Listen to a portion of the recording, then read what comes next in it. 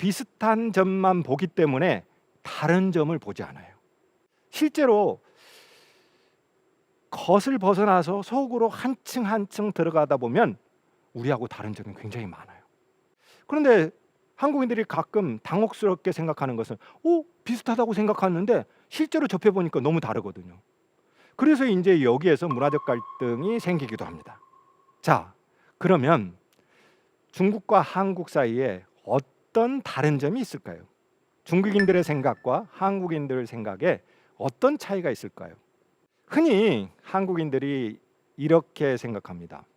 중국에 가봤더니 중국은 사회주의 간판을 내걸고 있는 사회주의 사회인데도 불구하고 중국인들이 오히려 자본주의 사회에 사는 사람들 같고 우리나라 사람들이 오히려 자본주의 국가 사람들인데도 불구하고 사회주의 사람들인 것 같아, 이런 얘기들을 많이 합니다.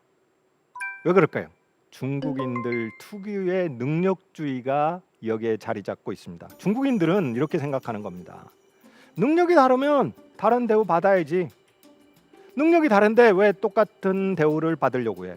능력이 훌륭한 사람, 능력이 좋은 사람은 보다 더 좋은 대우 받을 자격이 있어. 그게 당연해. 이렇게 생각합니다. 자, 한국 대학생들하고 중국 대학생들을 모아놓고 여론조사를 했습니다. 장학금을 어떻게 나눠주는 게 좋을까요? 이렇게 여론조사를 했습니다. 그런데 한쪽에서는 적게 주더라도 많은 사람에게 나눠주는 게 좋다, 이렇게 응답하는 비율이 56%, 한쪽에서는 우수한 사람에게 집중적으로 나눠주라, 이렇게 응답한 사람들의 비율이 65%였습니다. 자, 여러분이 보시기에 어느 쪽이 한국이고 어느 쪽이 중국 사람일까요?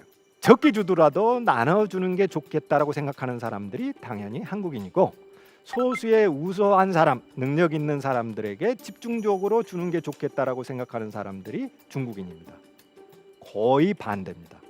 왜 이런 생각, 이런 차이가 나게 됐을까요?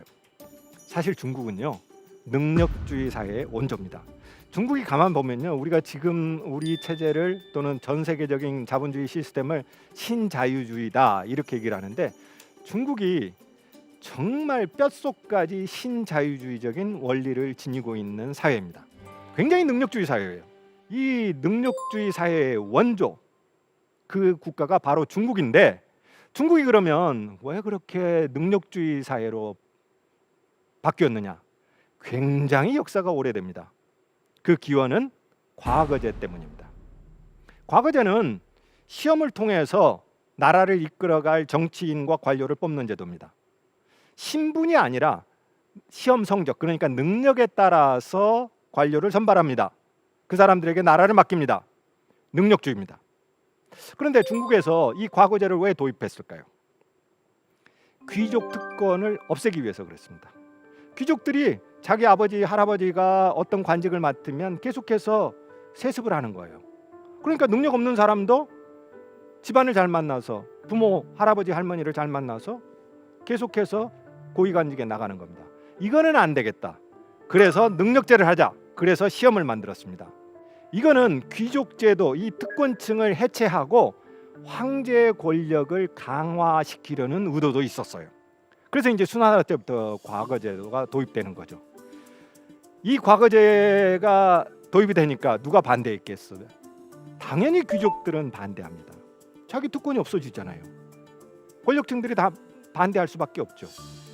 그래서 수나라 때 시행을 했는데 당나라 때까지도 이게 정착이 안 돼요. 기득권층이 당연히 반발하겠죠. 그래서 송나라 때 접어든 이후에야 비로소 이 과거제도가 정착이 됩니다. 송나라 때는 우리 고려 때거든요. 그때 이미 과거제도가 있었다는 거죠. 그래서 이 과거제도를 통해서 신분은 따지지 않는다. 오직 실력만 보겠다. 그 실력을 바탕으로 선발하겠다. 나라를 통치할 사람, 정치를 이끌어갈 사람을 통치하겠다. 이런 원리가 보급되기 시작을 합니다. 이때부터 이제 신분 사회는 없어집니다. 세습하는 사람은 오직 황제밖에 없어요. 그리고 나머지는 다 양민입니다. 그러니까 마치 지금 자본주의, 근대 자본주의 사회처럼 그렇게 바뀐 거예요. 이게 송나라 때부터 그랬어요. 물론 중국에도 천민이라는 게 있었어요. 그런데 천민은 아주 극악한 범죄를 지닌 소수, 아주 소수 사람들 뿐이었어요. 그리고 특정 기간이 지나면 양민으로 다시 올라옵니다. 그러니까 모든 사람이 양민이었던 거죠. 그러니까 오늘날 자본주의와 같은 그런 사회가 송나라 때부터, 능력주의 사회가 송나라 때부터 있었던 겁니다. 굉장히 오랜 역사적인 기원을 가지고 있는 겁니다. 근데 여러분이 보시기에는 그러면 고려 때 우리가 과거제를 도입해 가지고 조선 시대부터 과거제도를 본격적으로 시행을 하죠. 그러면 조선도 그랬는데 그럼 무슨 차이가 있습니까? 여기에 중요한 차이가 있어요. 뭐냐면 중국 송나라의 경우에는 귀족층, 그러니까 양반이 없었어요. 근데 우리는 양반이라는 걸 둔 채로 과거제도를 실시했던 거죠. 그러다 보니까 과거제라는 게 능력주의로만 작동되는 것이 아니라 양반이라는 세습 기득권층을 강화하는 수단 도구로 전락한 겁니다. 그래서 지금도 우리가 능력주의 계속 외치는 거는 우리 사회에 그런 부분이 여전히 조선시대 같은 그런 부분이 여전히 남아있기 때문에 그렇습니다. 이 능력주의는 성공과 실패는 개인의 능력 탓이라고 보는 겁니다. 그러면 국가는, 사회는 뭘 제공해 줍니까? 기회평등만 제공해 줍니다. 출발선이 비슷하게 설정이 됐다라면 당신 능력에 따라 더 많은 대우를 받는 건 그거는 자기 체험이고, 더 나쁜 대우를 받는 건 너 개인 책임이다. 국가가 보장해 주지 않는다. 결과의 평등은 보장해 주지 않습니다. 이게 중국 사회 원리입니다. 이 중국 사회 원리가 송나라 때부터 지속되어 온 겁니다. 아니 그러면 중국 사회주의지 않습니까? 이 능력주의 원리에서 벗어난 시기는 중국 역사에서 마오쩌둥이 통치하던 그 시기뿐이에요. 그 시기가 1949년부터 개혁개방이 78년에 시작되거든요. 이 시기뿐입니다. 1949년부터 78년 말까지 약 30년의 시기간이죠. 이 기간만 빼고는 중국은 원래 능력주의 사회였다는 거죠. 이게 이제 개혁개방을 하면서 다시 중국 사회에 부활이 된 겁니다. 그래서 이제 우리가 보게 되면 야, 중국은 사회주의 국가인데 여전히 자본주의 국가, 역사적으로 여전히 있어왔던 능력주의 원리가 작동하는 사회, 이렇게 보이는 겁니다. 이런 능력주의는 사실 굉장한 개인주의입니다. 내가 능력이 있다라면 나한테 다른 대우를 해줘야 된다. 내가 다른 대우를 받는 게 당연하다. 이렇게 생각하는 거죠. 그러다 보니까 내가 속한 회사, 어떤 조직보다도 나를 먼저 생각합니다. 그래서 우리가 중국인을 만나게 되면 이런 생각을 하게 됩니다. 야, 중국은 사회주의 국가이고 우리가 똑같은 농경 문화를 가지고 있고 유교의 집단주의 문화의 영향을 받았는데 우리보다도 훨씬 개인주의가 강하다. 왜 그렇지? 이렇게 생각을 합니다. 여기에는 집단과 개인 사이에 우리하고 다른 원리가 작용을 하고 있습니다. 중국인들은요, 이렇게 생각을 합니다. 생각 그리고 인간관계의 출발점이 어디냐? 호수에 돌이 하나 떨어집니다. 그러면 그 호수에 떨어진 돌을 중심으로 파문이 생기겠죠.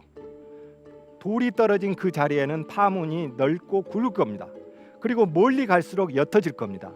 세계 그리고 인간관계는 이렇게 형성된다라고 생각을 합니다. 그러니까 인간관계의 중심점에 나가 있는 거죠. 나를 중심으로 호수에 돌이 떨어지면 그 파문이 생기듯이 저렇게 나를 중심으로 인간관계, 세계가 확장된다라고 생각을 하는 겁니다. 그래서 중국의 유명한 인류학자인데, 중국을 대표하는 인류학자인데 페이시아오퉁이라는 사람이 있습니다. 이 사람이 이렇게 얘기를 합니다.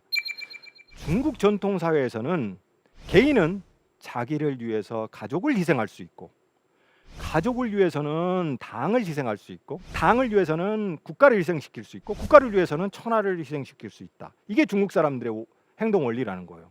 그러면 중심은 뭡니까? 나입니다. 나를 중심으로 해서 세상을 보는 거죠. 그리고 나를 중심으로 해서 행동하는 것이죠. 나를 중심에 딱 세워놓고 나하고 가까운지 먼지, 친한지 친하지 않는지, 이것을 상대로 해서 상대방을 대하는 겁니다. 그래서 이러한 나를 중심으로 생각하는 중국인들의 의식을 자아주의라고 합니다. 자기중심주의죠. 이 자아주의는 개인주의하고 또 조금 다릅니다. 왜냐하면 서구 사람들 흔히 개인주의 사회라고 얘기를 하는데 서구 사회는 그야말로 개인주의입니다. 근데 중국은 집단을 이루기는 해요. 그런데 나를 중심으로 집단을 이룹니다. 그 중심점이 나인 거죠. 그래서 이러한 중국인들의 인간관계주의를 자아주의 이렇게 얘기를 합니다. 그러니까 나를 중심에 두고 나하고 가까운 사람들, 먼 사람들 이 동심원에 따라서 차별 대우합니다. 가족이 제일 가깝겠죠. 그 다음에는 친구입니다. 친구도 등급이 있습니다. 진심을 나누는 친구, 그리고 오랫동안 사귄 친구, 그리고 좋은 친구. 그 다음에 아는 사람, 모르는 사람. 왜 저렇게 등급을 나누겠어요? 다른 대우를 하기 위해서요. 저를 중심에 두고 가까운 사람과 먼 사람 사이에 대우를 달리 해주는 거예요. 이게 차별의식입니다. 그러니까 중국인들의 의식 속에는 나를 중심에 두고서 평등의식이 없습니다. 모두 다 차별 대우하는 게 중국인들의 기본적인 사고라는 거죠. 인간관계만 그런 게 아닙니다. 내가 누구하고 사람 관계를 맺을 때만 그런 게 아니라 국가관계에서도 그렇습니다. 지금 중국의 외교 등급입니다. 저게 이제 중국을 중심에 두고서 여러 가지 등급을 나눠놨어요. 중국하고 가장 가까운 나라, 친한 나라, 그렇지 않은 나라 계속 등급을 매깁니다. 중국하고 가장 가까운 나라는 당연히 지금은 북한입니다. 북한은 저 관계 속에 아예 동심원의 파문 속에 들어가지가 않습니다. 그만큼 가깝다는 거죠. 가장 가까이 있는 나라 러시아입니다. 그 다음에 파키스탄. 우리는 어디에 있느냐? 3그룹쯤에 있습니다. 한국, 인도, 스리랑카 이 그룹에 있죠. 근데 가만 보시면요 좀 신기합니다. 저거는 나라의 크기하고 상관없습니다. 중국을 중심에 놓고 중국하고 얼마나 친하느냐 이 관계에 따라서 구분한 겁니다. 그리고 다른 대접을 해줍니다. 미국은 어디 있을까요? 아예 밖에 있습니다. 이게 중국인들이 나를 중심으로 해서 개인 인간관계를 맺고 그 다음에 국가의 외교 관계를 처리하는 기준이 됩니다. 굉장히 자기중심적이죠. 그러니까 흔히 유교 문화도 같고 그 다음에 농경 문화도 같아서 한국인과 중국인 사이에 많은 유사점이 있다. 그리고 집단주의도 비슷하다. 이렇게 생각할 수 있지만 실은 보면 다른 겁니다. 우리는 한 집단에 속해 있으면 다 친해요. 얼굴 몰라도 나하고 친하지 않아도 그냥 인간관계가 생깁니다. 집단으로 모이는 거죠. 근데 중국인들은 집단으로 모이긴 하지만 나를 중심으로 나하고 친한 사람들끼리만 인맥을 형성하고 집단을 이룬다라는 차이가 있습니다. 그러니까 우리가 중국인들을 이해할 때 집단주의라는 차원에서만 중국인들을 보면은 중국인들을 잘 이해하지 못하는 경우가 생기는 겁니다. 우리 많은 그 기업인들이 중국에 가서 사업을 할 때 애로를 겪는 점이 있습니다. 뭐냐면 아니 중국 사람들은 사장님을 봐도 뭐 인사를 하는 둥 마는 둥 하고 상사를 보더라도 뭐 고개를 숙이지도 않고 자기 동료처럼 대한다. 더구나 신입사원들도 그렇다. 왜 그렇지? 아니 저 공자님 후손 아니야? 저 사람들은 왜 이렇게 예를 몰라? 이렇게 생각하는 사람들이 많습니다. 그리고 어떤 경우에는 불편해하기도 합니다.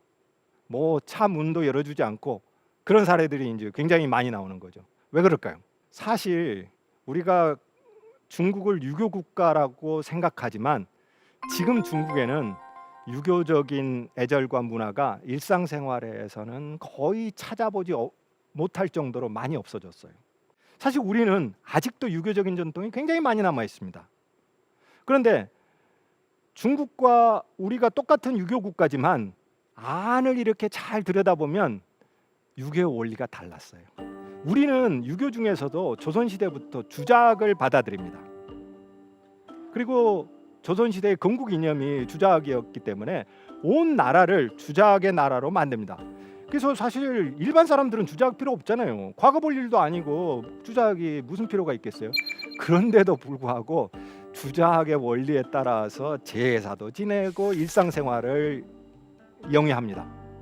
뭐 양반이 아니라도 그래요. 그러니까 온전히 다 주작적 원리가 지배했던 거죠. 그러니까 유교적인 가부장제가 굉장히 강하죠. 그런데 여기에 일제강점기에 통해서 일본식 가부장제가 들어와요. 호주제가 형성이 됩니다. 일본 메이지 헌법에 호주제를 규정해 놓거든요. 그러니까 우리 사회는 유교적인 가부장제, 그 다음에 일본식 호주제의 가부장제가 결합되면서 굉장히 수직적인 가부장 사회가 형성이 되고 수직적인 의식이 굉장히 강해진 겁니다. 그래서 수직적인 서열이 굉장히 강해요. 그래서 어린이들도 유치원에서 만나면 너 몇 살이야 이렇게 물어봅니다. 주민등록증을 까야 수직적인 서열이 잡혀야 인간관계가 형성이 됩니다. 더군다나 존댓말까지 있어요. 그런데 중국은 달라요. 똑같은 유교 국가인데 다른 점이 있어요. 중국 역시 주자학의 영향이 있어요. 그런데 이거는 과거를 보는 사람들, 상층분, 공부하는 선비들, 이 사람들만 주자학을 믿었지 밑에 사람들은 상관없었어요. 그러면 일반 백성들, 중국의 일반 백성들은 어떻게 생활했냐? 그 사람들은 불교를 믿었고 도교를 믿었어요. 조선은 주자학을 도입하면서 불교를 완전히 말살시켰습니다. 그래서 다 절이 산에 있잖아요. 근데 중국은 그렇지 않았어요. 그러니까 주자학이 선비들, 그야말로 관직에 진출하려는 사람들의 고식 공부로서만 중국에서는 작동했는데 우리나라는 주자학이 일상에까지 퍼져 있었던 거죠. 그리고 중국은 주자학만이 아니라 양명학도 도입합니다. 우리는 양명학이 전혀 없었어요. 그러니까 여러 가지 사상 체계가 공존했던 게 중국의 현실이고 주자학만 그야말로 독보적인 위치를 차지했던 게 조선입니다. 이렇게 다른 거예요. 그러니까 유교 영향으로 치자면 조선이 훨씬 더 센 겁니다. 더군다나 중국은 근대 이후부터 유교를 철저하게 타도합니다. 우리가 공자님 말씀 때문에 유교 때문에 제국주의에게 이렇게 당했다. 유교를 버려야 중국이 산다. 공자님 말씀 이제는 버리자. 그러면서 공자를 타도하고 유교를 비판하는 운동이 근대 초기부터 시작을 해서 마오쩌둥 시기까지 지속됩니다. 어마어마한 시간 동안에 공자 비판 운동을 한 거죠. 그리고 사회주의 시대가 되면서 모든 사람들을 다 동지라고 똑같이 불러버린 겁니다. 뭐 직장 상사도 사장님도 기관장도 다 동지 이렇게 불러버린 거죠. 그러니까 수직적인 서열 의식이 굉장히 약해집니다. 그리고 중국에는 존댓말도 없어요. 그러니까 나이를 뛰어넘어서 친구 되는 경우가 굉장히 많은 거죠. 그러니까 이제 우리가 보기에는 중국은 수직적인 서열 문화가 없고 중국은 유교 국가가 아닌 것처럼 보일 수 있습니다. 그러니까 우리가 유교라는 기준으로 중국을 보게 되면 중국의 모든 것이 잘 보이지 않는, 우리하고 다른 부분을 보지 못하는 우를 범할 수 있는 겁니다.